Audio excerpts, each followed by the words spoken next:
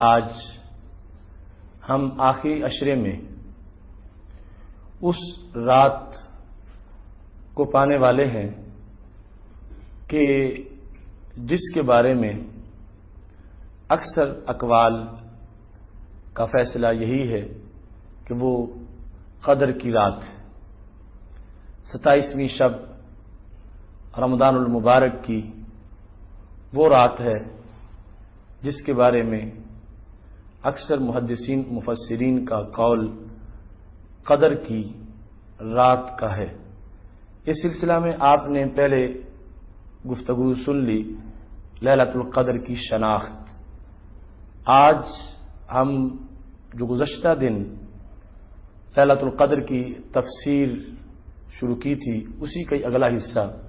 بیان کرتے ہیں۔ کتنا اچھا ماحول ہے رمضان المبارک کا، وہ عشرہ جو جہنم سے آزادی کا عشرہ ہے۔ ہر طرف فضاؤں میں رب ذوالجلال کی رحمتوں کے جلوے ہیں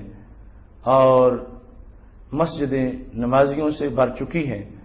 اور رب ذوالجلال سے اپنے گناہوں کی معافی کی بھیک مانگنے کے لیے ہر زندہ اور بیدار دل اس وقت مضطرب اور بے چین ہے۔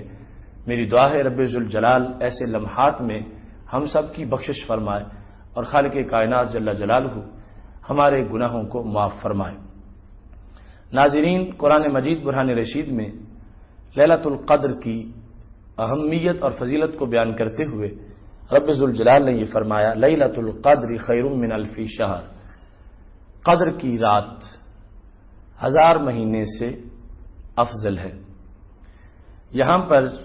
جو عدد ذکر کیا 1000 مہینے کا، اس میں کیا حکمت ہے؟ بعض مفسرین کا یہ فیصلہ ہے، وہ کہتے ہیں کہ المقصود مطلق الکثرہ، کہ رب ذوالجلال کا مقصد مطلقاً اضافے کو بیان کرنا ہے کہ اکیلی قدر کی رات بہت سے مہینوں پر بھاری ہے، افضل ہے۔ اس سے پتہ یہ چلتا ہے کہ 1000 مہینہ ہی نہیں، یہ محض کثرت کو بیان کرنے کے لیے ایک عدد بیان کر دیا گیا، ورنہ قدر کی رات 1000 مہینوں سے زیادہ مہینوں پر بھی افضل ہے۔ دوسرا قول اس سلسلہ میں یہ ہے کہ نبی اکرم نور مجسم صلی اللہ علیہ وسلم تشریف فرما تھے، ذکر لرسول اللہ صلی اللہ علیہ وسلم رجل من بنی اسرائیل، آپ کے سامنے بنی اسرائیل کے ایک شخص کا تذکرہ ہوا۔ صحابہ کرام علیہم رضوان موجود ہیں اور اس شخص کے بلند کردار کا تذکرہ رسول اللہ صلی اللہ علیہ وسلم کے سامنے یوں کیا گیا، حمل السلاح علی عاتقہ فی سبیل اللہ عز وجل 1000 شہر، کہ وہ اتنا عظیم انسان تھا کہ اس نے 1000 مہینے تک اللہ کے رستے میں جہاد کیا۔ بنی اسرائیل کا وہ انسان، اس نے 1000 مہینے تک اسلحہ نیچے نہیں رکھا، راہ حق میں لڑتا رہا۔ اور دوسرے مقام پر یہ موجود ہے کہ رات کو قیام بھی کرتا، دن کو روزے بھی رکھتا، یعنی روزہ بھی اس کا ہوتا، قیام بھی رات کو کرتا۔ تو یہ اس کی بھرپور زندگی تھی، جہاد بھی، روزہ بھی، قیام بھی۔ جس وقت اس شخص کی ایسی کاوش کا تذکرہ رسول اللہ صلی اللہ علیہ وسلم کے سامنے کیا گیا، آپ کو اس کے بارے میں بڑا تعجب ہوا۔ نبی اکرم صلی اللہ علیہ وسلم نے اس شخص کے حالات کو سن کر اللہ تعالیٰ کے دربار میں دعا کی، یا رب جعلت امتی اکثر الامم اعمارا اور جعلت امتی، اے اللہ میری امت جو ہے اس کی عمریں بہت تھوڑی بنائی گئیں۔ پہلی تمام امتوں کی عمریں بڑی لمبی ہوتی تھیں، ان کے مقابلے میں میری امت کی متوسط عمریں جو ہیں وہ بہت تھوڑی ہیں۔ تو بنایا گیا اس کو سب امتوں کا سردار، لیکن ان کو پیریڈ عبادت کا تھوڑا ملے گا۔ پہلے اتنے عابد و زاہد گزرے، 700 سال تک، کوئی 800 سال تک بندگی کرتا رہا۔ تو نبی اکرم نور مجسم شفیع معظم صلی اللہ علیہ وسلم نے رب ذوالجلال سے جس وقت یہ تمنا کی کہ پھر میری امت ان امتوں کا مقابلہ کیسے کر سکے گی اور نیکیوں کے اندر ان کے ہم پلہ کیسے ہو سکے گی، بلکہ ان سے بڑھ کیسے سکے گی۔ جس وقت رسول اللہ صلی اللہ علیہ وسلم نے یہ التجا کی تو رب ذوالجلال نے اس موقع پر اپنے محبوب علیہ الصلوۃ والسلام کو لیلۃ القدر عطا کی، اور اس مناسبت سے فرمایا لیلۃ القدر خیر من الف شہر، کہ وہ بنی اسرائیل کا آدمی جس نے 1000 مہینے تک بندگی کی، جس کو سن کے میرے محبوب صلی اللہ علیہ وسلم آپ کو تعجب ہوا، کوئی بات نہیں، ہم آپ کی امت کو ایک رات ایسی دینے والے ہیں جو تنہا 1000 مہینے سے افضل اور بہتر ہوگی۔ یہ سبب تھا کہ بطور خاص 1000 مہینے کا ذکر کیا گیا کہ وہ بنی اسرائیل کا بندہ جس کا ذکر سن کے نبی علیہ الصلوۃ والسلام نے تمنا کی تھی اپنی امت کے لیے، اس کے تذکرے میں یہ موجود تھا کہ اس نے 1000 سال تک رب ذوالجلال کے راہ میں جہاد کیا تھا۔ یہ رسول اللہ صلی اللہ علیہ وسلم کا ہم پہ کرم ہے کہ آپ نے کس طرح اپنی امت کو نوازا ہے اور رب ذوالجلال سے دعائیں مانگ مانگ کے خالق کائنات جل جلالہ کے دربار سے امت پر اتنی نوازشات کی ہیں کہ تھوڑے سے وقت میں یہ اتنا کام کر جائیں گے، اتنی بندگی کر لیں گے کہ پہلی امتیں صدیوں بندگی کرنے سے بھی وہ مقام نہ پا سکیں جو مقام اس امت کو ان سنہری مواقع کی وجہ سے دے دیا گیا۔ تو اس سے پتہ چلتا ہے کہ لیلۃ القدر اس امت کے خصائص میں سے کسی امت کو ایسی رات نہیں عطا کی گئی جیسی رات رب ذوالجلال نے اس امت کو عطا فرمائی ہے۔ یہاں اس حدیث شریف کو بھی پیش نظر رکھنا چاہیے تاکہ آج اس عظیم رات کے اندر اور رحمتوں کے لمحات کے اندر دلوں میں یہ شوق پیدا ہو کہ ہمیں آج اپنے آقا سارے رسولوں کے قائد حضرت محمد مصطفیٰ صلی اللہ علیہ وسلم کی بارگاہ کو بھولنا نہیں چاہیے۔ اس رات میں کثرت سے آپ پہ درود و سلام پڑھنا چاہیے۔ اگر آپ نہ ہوتے ہم کہاں ہوتے اور کہاں ویلیو ہوتی اور کہاں قدر کی رات ملتی۔ یہ آپ صلی اللہ علیہ وسلم کی نسبت کا صدقہ ہے کہ یہ رات ملی، تو پھر اس کے بعد نتیجہ کیا نکلا؟ رسول اللہ صلی اللہ علیہ وسلم نے یہ جملہ خود ارشاد فرمایا تھا جب معراج کی رات مسجد اقصی میں انبیاء کرام علیہ السلام کے اجتماع سے ہمارے آقا صلی اللہ علیہ وسلم خطاب فرما رہے تھے تو یہ ارشاد فرمایا الحمدللہ الذی جعل امتی هم الاولین والآخرین، ساری تعریفیں اس رب کی ہیں جس رب نے میری امت کو یہ شان دی کہ میری امت اول بھی ہے اور میری امت آخر بھی ہے۔ جس وقت آپ صلی اللہ علیہ وسلم کے فرمان میں یہ واضح ہوا کہ امت کی یہ شان ہے اول بھی ہے آخر بھی ہے، تو سوال پیدا ہو رہا تھا کہ آخر تو ٹھیک ہے کہ سب سے آخر میں آئی ہے، مگر یہ امت اول کیسے ہو سکتی ہے؟ تو رسول اللہ صلی اللہ علیہ وسلم کا فرمان دوسرے مقام پہ موجود ہے، فرمایا ان اللہ حرم الجنت علی الامم حتی تدخلها امتی، رب ذوالجلال نے ساری امتوں پر اس وقت تک جنت کو حرام کر رکھا ہے جب تک میری امت جنت میں نہیں جائے گی۔ تو پتہ کیا چلا؟ فرمایا میری امت اول بھی ہے اور میری امت آخر بھی ہے۔ آخر ہے دنیا میں آنے کے لحاظ سے اور اول ہے جنت میں جانے کے لحاظ سے۔ یہاں پتہ چلا کہ قدر کس قدر نوازنے والی رات ہے لیلۃ القدر، کہ وہ امتیں جو ہم سے پہلے دنیا میں آئیں انہوں نے روزے ہم سے پہلے رکھے، نمازیں ہم سے پہلے پڑھیں، جہاد انہوں نے ہم سے پہلے کیے، مگر جب کل معاشر کے دن جنت میں داخل ہونے کا وقت آئے گا تو ان سب کو ویٹنگ لسٹ میں رکھا جائے گا، وہ بعد میں ہوں گے۔ سب سے پہلے جنت کی سرزمین پر جو قدم پہنچیں گے تو وہ قدم حضرت محمد مصطفیٰ صلی اللہ علیہ وسلم کی عظیم امت کے ہیں کہ یہ لوگ وہاں پہ پہنچیں گے اور خالق کائنات جل جلالہ ان کو اس انداز میں نوازے گا کہ سارے کے سارے جو ہیں وہ پیچھے رہ جائیں گے اور سب سے پہلے یہ امت جو ہے یہ جنت میں داخل ہو جائے گی۔ یہ قدر کی رات کی عطائیں ہیں جس نے بعد والے آنے والی امت کو سب سے پہلا نمبر معاشر کے دن عطا کیا ہے۔ یہاں ایک سوال یہ بھی ابھرتا ہے کہ جب اتنی برکت والی رات ہے اور اس امت کی یہ شان ہے اور بطور انعام اس امت کو یہ رات دی گئی ہے تو پھر کلیئر کٹ اس کا بیان ہونا چاہیے تھا۔ اس کی علامات اور شناخت کا لیکچر آپ گزشتہ سے پیوستہ پروگرام میں سن چکے ہیں، لیکن واضح طور پر یہ کیوں نہ بتا دیا گیا کہ فلاں رات ہے، قدر کی رات، اس رات بندگی کر لو، 1000 مہینے کی بندگی سے زیادہ ثواب مل جائے گا۔ تو محتشم سامعین حضرات، اس رات کو چھپانے کی بھی چند وجوہات ہیں۔ ایک بات تو بالکل واضح طور پر حدیث شریف میں موجود ہے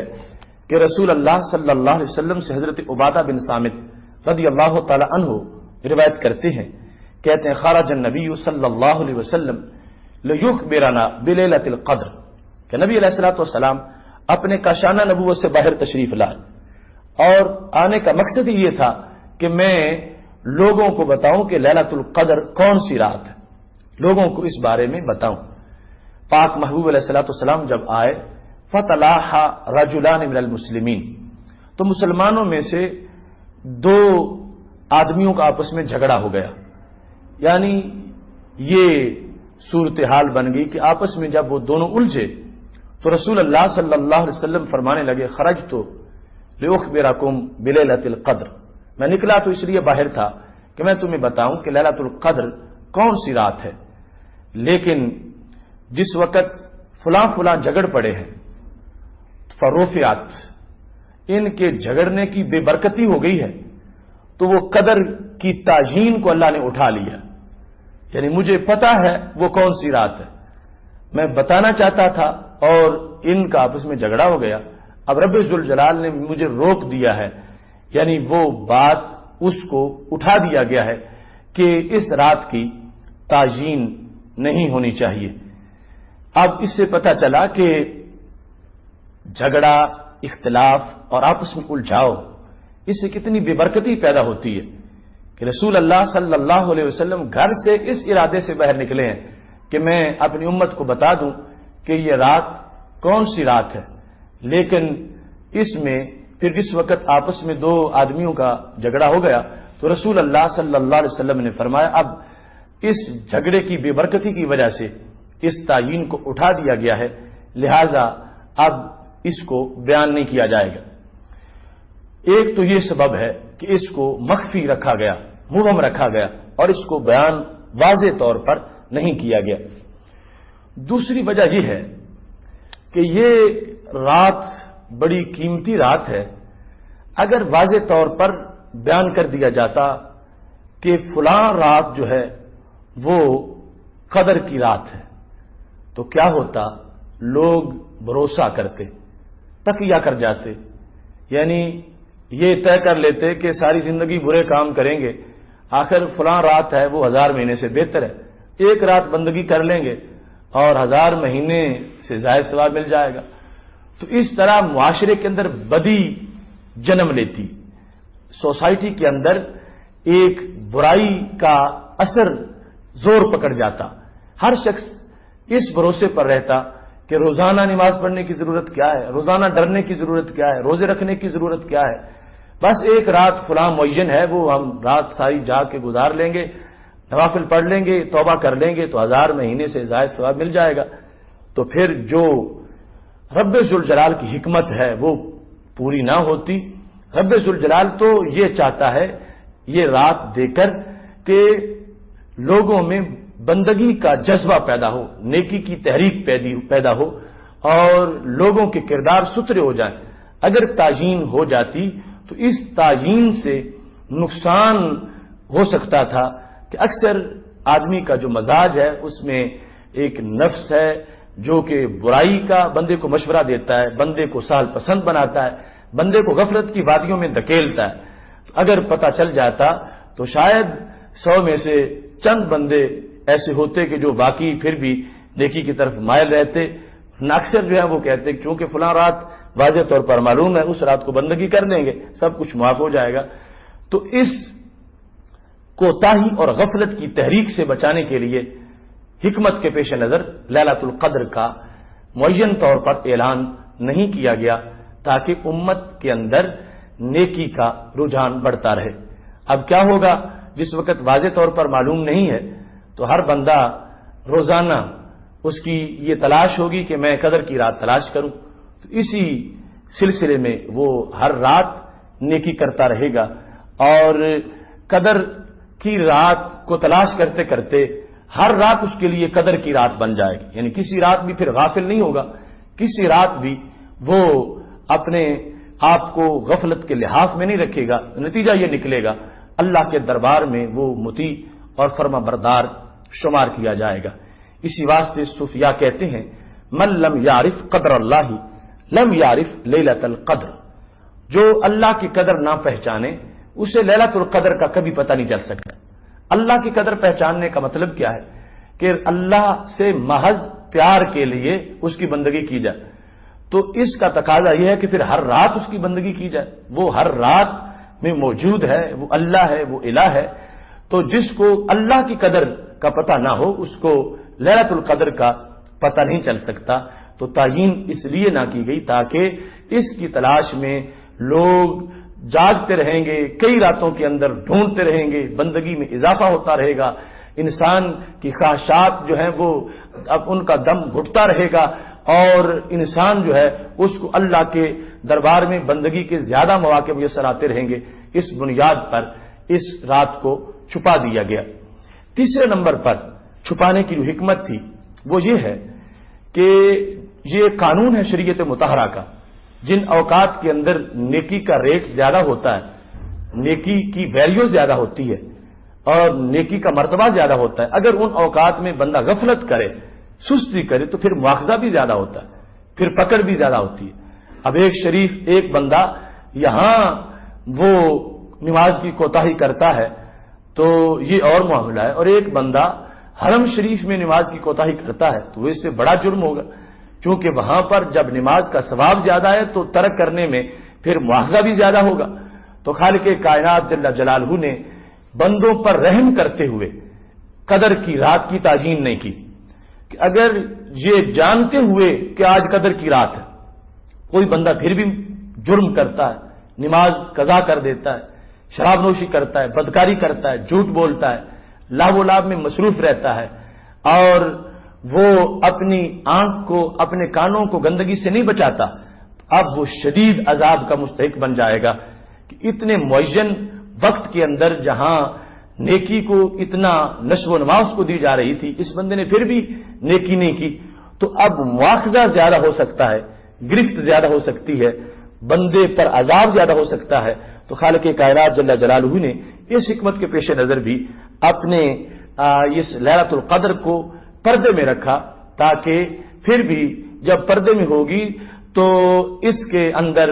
چونکہ بندے کو پتہ نہیں ہوگا، تو اگر کوئی اس سے جرم ہوا، گناہ ہوا، تو پھر اتنا شدید مواخذہ نہیں ہوگا جتنا شدید مواخذہ اس صورت میں اسے ہو سکتا ہے کہ جب وہ سب کچھ جانتے ہوئے کہ یہ قدر کی رات ہے پھر بھی اس کی قدر کو جب وہ محسوس نہیں کرے گا اور نیکی نہیں کرے گا۔ رب ذوالجلال نے فرمایا تنزل الملائکۃ والروح، یہ رات جو قدر کی رات ہے جس میں قرآن نازل کیا گیا، اس کے اندر کیا ہوتا ہے؟ فرمایا فرشتے نازل ہوتے ہیں، والروح اور جبریل علیہ السلام۔ تنزل الملائکۃ والروح فیہا باذن ربہم،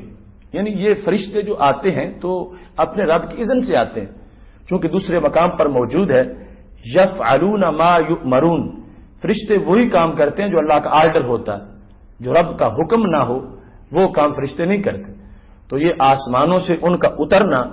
اس بات کے لیے کہ اللہ تبارک و تعالی نے حکم دیا ان کو، تو فرشتے زمین پر نازل ہوتے ہیں۔ عام فرشتے پہلے ان کا ذکر کیا اور پھر بطور خاص جبریل علیہ السلام کا ذکر کیا کہ وہ بھی نازل ہوتے ہیں۔ رسول اللہ صلی اللہ علیہ وسلم سے یہ مروی ہے، آپ نے فرمایا اذا کان لیلۃ القدر، جب قدر کی رات ہوتی ہے تو فرشتے اترتے ہیں۔ وہ کون ہے؟ فرمایا ہم سکان سدرۃ المنتہا، سدرۃ المنتہا کے رہائشی ہیں وہ، اور جبریل علیہ السلام ان کے ساتھ ہوتے ہیں، اور اس انداز میں وہ فرشتے زمین کی طرف آتے ہیں۔ حضرت انس رضی اللہ تعالیٰ عنہ رسول اللہ صلی اللہ علیہ وسلم سے روایت کرتے ہیں اذا کان لیلۃ القدر، جب قدر کی رات ہوتی ہے، نازل جبریل فی کبکبۃ من الملائکہ، حضرت جبریل علیہ السلام فرشتوں کے جلوس کے ساتھ زمین پہ آتے ہیں. کیا کرتے ہیں؟ یصلون و یسلمون علی کل عبد قائم او قاعد یذکر اللہ تعالی. ہر وہ بندہ جو رب کا ذکر کر رہا ہے، خواہ وہ بیٹھ کے کر رہا ہے یا کھڑا ہو کے کر رہا ہے، فرشتے آتے ہیں اور اس پہ درود پڑھتے ہیں، صلات بھیجتے ہیں، اس کو سلام کہتے ہیں. اتنا بڑا اعزاز ہے اس بندے کے لیے جو آج قدر کی رات میں جاگتا ہے، فرشتوں کا نزول ہوتا ہے، فرشتے اس کے لیے دعائیں مانگتے رہتے ہیں، اور جبریل علیہ الصلوۃ والسلام بطور خاص فرشتوں کے اس جلوس کی قیادت کرتے ہیں. دوسرے مقام پر رسول اللہ صلی اللہ علیہ وسلم نے ان کی آمد کو جو بیان کیا تو وہ فرشتوں کی کئی جماعتوں کا تذکرہ ایسا ملتا ہے کہ وہ حضرت جبریل علیہ السلام کے ساتھ زمین پہ اترتے ہیں، اور جو مومن مرد اور جو مومنہ عورت کہیں وہ اللہ کے ذکر میں مصروف ہیں تو فرشتے آ کے ان کو سلام کرتے ہیں. لیکن جو دائمی شرابی ہو یا قاطع رحم ہو، رحم اور رشتہ داری کے معاملات کے اندر وہ صلہ رحمی نہ کرنے والا ہو، اس کو سلام نہیں کرتے. باقی سب کو فرشتوں کی طرف سے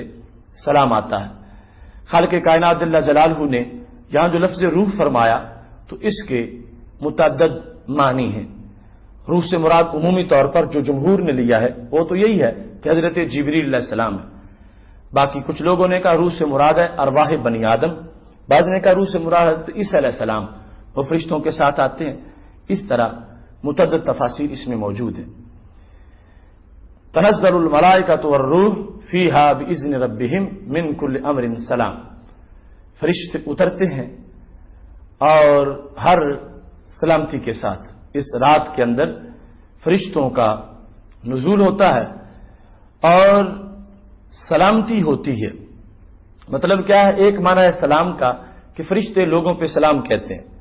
دوسرا معنی یہ ہے کہ وہ رات جو ہے وہ تسلیم والی ہے، یعنی اس رات میں فرشتوں کی طرف سے بندوں کو سلام کہا جاتا ہے. تو کب تک یہ سلسلہ جاری رہتا ہے؟ فرمایا حتی مطلع الفجر، مطلع فجر تک، طلوع فجر تک یہ سلسلہ جاری رہتا ہے. فرشتے آتے ہیں، اللہ کے بندوں کو نوازتے ہیں، اور بندوں پر اللہ تعالیٰ کی رحمتیں جھوم جھوم کے برستی ہیں، اور خالق کائنات جل جلالہ اس سلسلہ میں اپنے بندوں کو عظمت عطا فرماتا ہے. بعض اہل کشف نے یہ دیکھا اذا کان لیلۃ القدر، جب قدر کی رات ہوتی ہے فرشتے اترتے ہیں. وما وہ ملائکہ جبریل ساتھ ہوتے ہیں. وماہ اربعۃ الویہ، ان کے پاس 4 جھنڈے ہوتے ہیں. ایک جھنڈا وہ رسول اللہ صلی اللہ علیہ وسلم کی قبر پاک پہ نصب کرتے ہیں، ایک جھنڈا بیت المقدس کی چھت پہ، ایک مسجد حرام کی چھت پہ، اور ایک طور سینا پر وہ جھنڈا نصب کر دیتے ہیں. تو یہ رات بالخصوص رسول اللہ صلی اللہ علیہ وسلم کی یادگار رات ہے جو آپ نے اپنی امت کو عطا فرمائی. ہمارے لیے ضروری ہے ہم اس کی قدر و قیمت کو پہچانتے ہوئے اپنے آپ کو قدر و قیمت والا بنائیں. عبادت کے ذریعے سے اللہ ہم سب کی بخشش فرمائے. وآخر دعوانا ان الحمد للہ رب